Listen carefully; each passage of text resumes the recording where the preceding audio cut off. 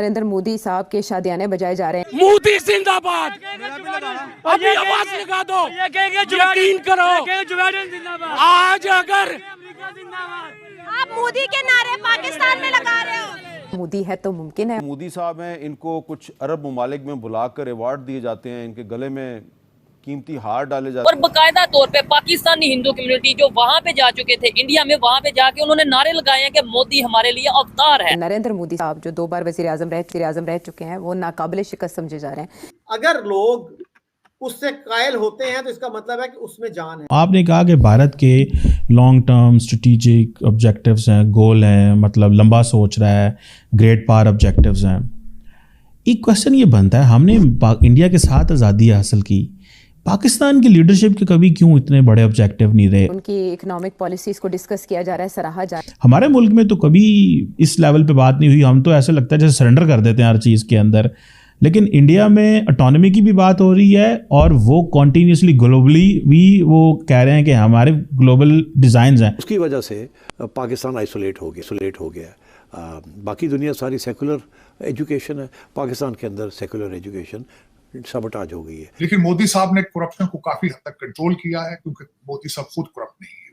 मोदी साहब ने नेशनलिज्म दिया है, वो उनका तोहफा। सबसे बड़ी चीज दी है भारत को, वो नेशनलिज्म दिया है।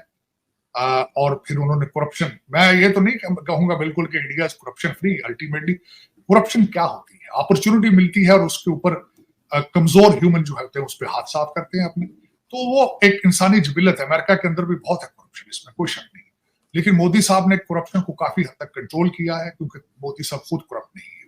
मोदी साहब ने नेशनलिज्म दिया है, वो उनका तोहफा है। और दूसरा, हिंदुत्व के बारे में मैं हमेशा ये कहता हूं कि हिंदुत्व उन्होंने किया ठीक है, क्योंकि उनका हॉलोकॉस्ट भी हजारों सालों का है। यहाँ पे इन्वेडर्स ने क्या नहीं किया, जिस तरीके से तो ऑलमोस्ट 2400 साल या कितना कहते हैं जाके इन्वेडर्स ने क्या क्या नहीं किया। इन्होंने क्या क्या मंदिर नहीं तोड़े, क्या कुछ नहीं किया, उनके साथ ज्यादतियां करते रहे हैं। चाहे ब्रिटिश थे, चाहे पठान थे, चाहे गौरी थे, चाहे मुगल थे। मैं refuse to accept them as my heroes, क्योंकि मेरे हीरोज वो नहीं थे। मेरे हीरोज मैं समझता हूँ लोकल होने चाहिए, चाहे वो महाराजा रणजीत सिंह हो, चाहे दुल्ला भट्टी हो, चाहे वो भगत सिंह हो, जो लोकल, मैं लोकल लोगों को हीरो समझता हूँ, चाहे कुछ भी हो। मजहब जो होता है, रिलीजन पर्सनल मैटर होता है, और जो मैं उसको उसके अंदर ना चाहता हूँ, ना उसको ये कुरेदता हूँ। Personalities matter, their services for the local land is. तो वो मैं, this is what my opinion about it. लेकिन ये कि फिर अल्टीमेटली हमारा एक गैरिजन स्टेट है पाकिस्तान। 50s में हमने जब इसको एक डिफेंस ऑफ गैरिजन स्टेट बनाया, तो उसमें जरूरी हो चुका था कि हर वक्त लोगों को खौफ की हालत में रखा जाए। बकायदा तौर पे पाकिस्तानी हिंदू कम्युनिटी जो वहाँ पे जा चुके थे इंडिया में, वहाँ पे जाके उन्होंने नारे लगाए हैं कि मोदी हमारे लिए अवतार है। क्या कहना चाहेंगे? सबसे पहले तो सीए के हवाले से पाकिस्तान की यूथ क्या सोचती है इस बिल के हवाले से, और दूसरे नंबर पे क्या पाकिस्तान में ही दिलशाद भाई ऐसा कोई लॉ आता है, इम्प्लीमेंट किया जाता है, तो दूसरे कंट्री से मुस्लिम यहाँ पे आना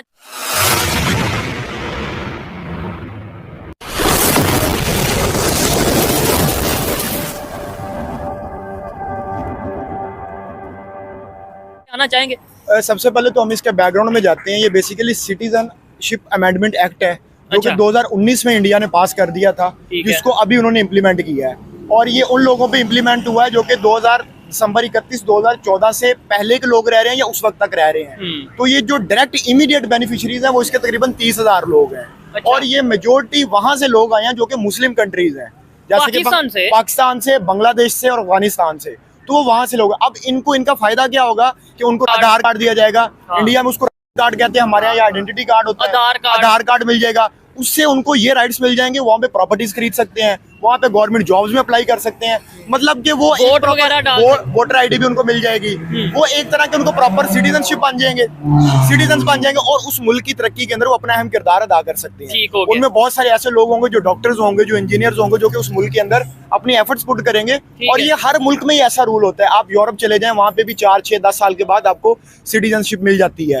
और ये तो रूल होता है कि जिस कंट्री के अंदर बच्चा पैदा होता है उसको उसी कंट्री की सिटीजनशिप मिलनी चाहिए। दिलशाद भाई, इधर एक चीज ये भी है, अफगानिस्तान से बड़ी तादाद में रिफ्यूजीज पाकिस्तान आए, बहुत पहले जब अफगान वार हो रही थी उस टाइम पे, लेकिन हमने तो बकायदा तौर पे उन्हें वापस भेज दिया, कुछ को बेच दिया, कुछ को हमने ये जो है कि स्टेप वाइज वापस भेज दिया। ये काम शुरू हुआ था जनरल ज़िया-उल-हक के दौर में, जो डिक्टेटर था। ठीक है। उसने कहा था कि जी हमारा मुस्लिम ब्रदर कंट्री है, हम ये भाई भाई हैं जी, हमने उसको बुला लिया, चाचा में उसको बुला लिया।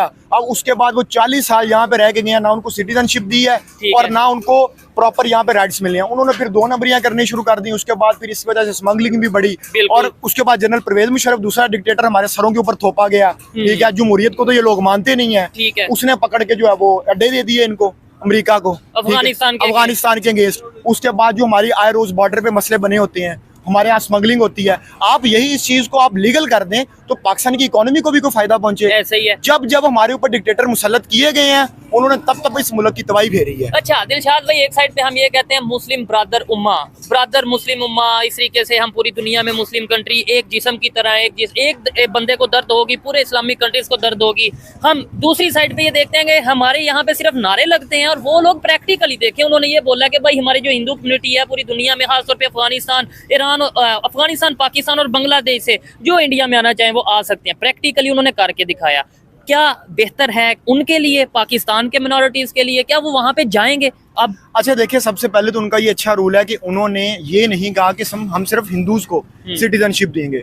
उन्होंने उसमें क्रिश्चियंस को भी ऐड किया, पारसियों को भी ऐड किया, सिखों को भी ऐड किया, मुसलमानों को भी ऐड किया। अच्छा, ये सबसे अच्छी बात यह है कि जो लोग वहां से दिसंबर 2014 से पहले तक रह रहे थे, उनमें किसी में उन्होंने जो है वो फर्क नहीं किया।